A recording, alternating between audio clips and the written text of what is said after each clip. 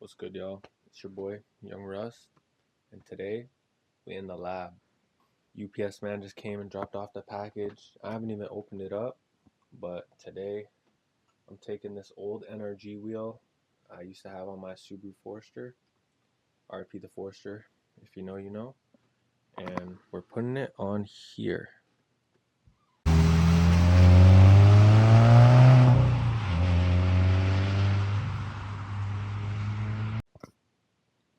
Alright, so we got 1, 2, 3, 4, 5, 6, 7, 8 screws out. I believe that should take off this whole top. And then after that, you need to take out this one screw here, and then another screw on the bottom. There's a groove here on the bottom to help you get a screwdriver in there and take those out. I'll be back once I get those out. Well, I guess none of these are coming out properly. So this is the NRG piece that we got to adapt. I literally dropped a whole bit and a screw into here. So I'm going to open this up and pull this off as well. Mine should be a little easier because I've already taken it off before. I can't even see the bit that I lost. I also do want to say, don't forget to take this ring off. It is 1, 2, 3, 4 bolts.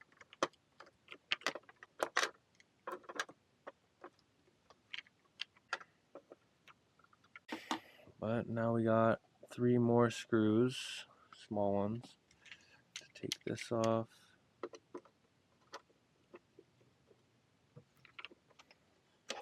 Pull that out, and then I'll rip this off.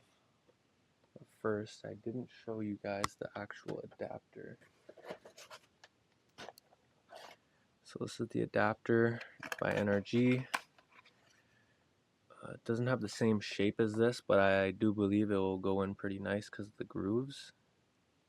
I'm hoping. It does actually take the same shape as this and have the same holes, so I'm guessing it will work. Can't wait to put it on. Let's see. Came with a nice picture. I'm not even gonna open that right now. And some hardware and a sticker, which I'll probably put on my wall. But I'm gonna rip this top off and we'll see what we got. Few inches later.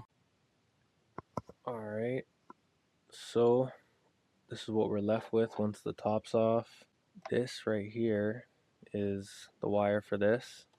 Now there's a wire that goes into here as well, that if you were to remove all the screws back here, you can literally just take the buttons from here and you can kind of do something with it. I wanted to figure out how I can, I don't know, like get the buttons and basically add it to my wheel, but I don't think there's a way as of right now. So we're just gonna add the wheel with no buttons for now. But this is the clip right here. There's a zip tie holding that on. You just have to snap that, and then you unplug this from here. Oof.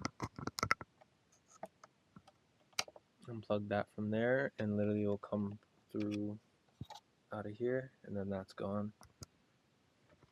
Back with an L. So currently I'm looking for one of the screws, one of the most important screws. I put this on just to test it, and it does fit perfectly. It slides right into those grooves. That's not going anywhere once these screws get in, but I misplaced one of the screws, which is my fault. So I'm gonna look for that. I should find it, just gotta backtrack where I was putting things. Eventually. Well, there it is right there. Backtracked it to the box that the NRG came in. I just remembered I put it in there. So now that we have both of these, I'm gonna tighten this right here. once that's tight, we can throw everything back on, make the hole in the back, and then we should be good. There we go. Last one. This is wide open now. And we can disattach this.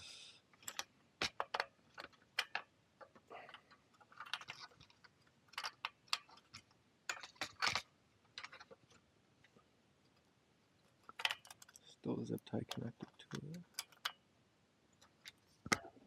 Should come right through. So my thoughts about this is that I can just break this off and this and here and still have function to all these buttons except for the paddle shifters, which will still be there. It's just that I won't have this on there. But what I was really thinking is it doesn't look possible because this adapter is too big. I was like, yo, maybe I can just get this on there somehow, but I don't think that will work. Time to throw this bad boy on. So I'm about to put these bolts into it. Let me just line up all the holes. Just try to slide it in. I just reattached the wire I got off the wheel. There's like a little plug on the top of it right here, and you just take this part of the wire off. So right now I have it set up, so I'm probably gonna have this running out like that. So I'm gonna drill a small hole in here so that this cord can just come right out and I can just attach the wheel whenever I want it. Got my drill bit, good old DeWalt. So got my hole drilled out, and just gonna leave this like that so that when I put the top back on, this can just sit outside, and then I'll have the controller hanging wherever I need it to hang. I probably won't have it hanging on the back. I'll probably attach it, and who knows. I gotta figure that out, to be honest. I went ahead and put this piece back on because it can go on first. I put the 4 screws back in here. Make sure this is facing the bottom right here, this little groove. And now I'm just putting the 1, 2, 3, 4, 5, 6, 7 screws that I took out, 8 back in. Once I have this done, I'm gonna attach the wheel fully and then we'll test it out. So right now I'm just gonna add this back to the setup so that I can go ahead and start mounting the wheel.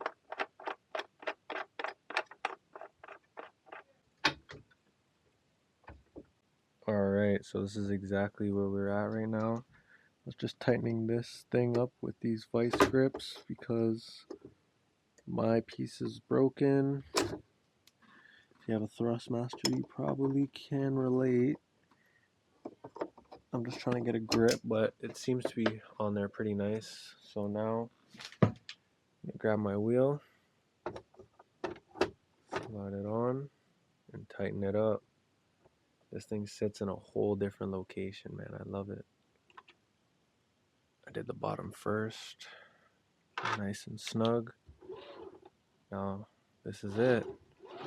This is the wheel, guys.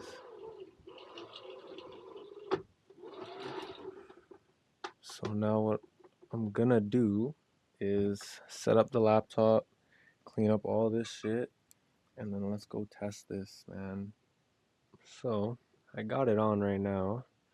My only complaint would be that there's quite a bit of space for movement here. Like it's pretty garbage in my opinion. Maybe I'll rip up this little manual and like shove pieces in there to make it less movement. But other than that, It's not too bad. There's not much up and down movement. It's more side to side.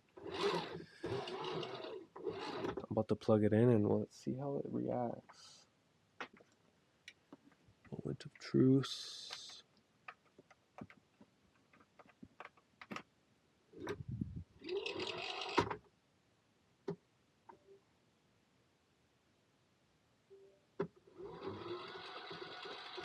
Yeah, like it wobbles when it spins. That's so ass.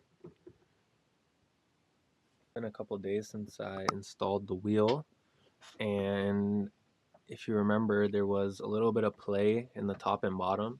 So what I ended up doing is I ended up swapping these bolts with the original energy bolts that came with it.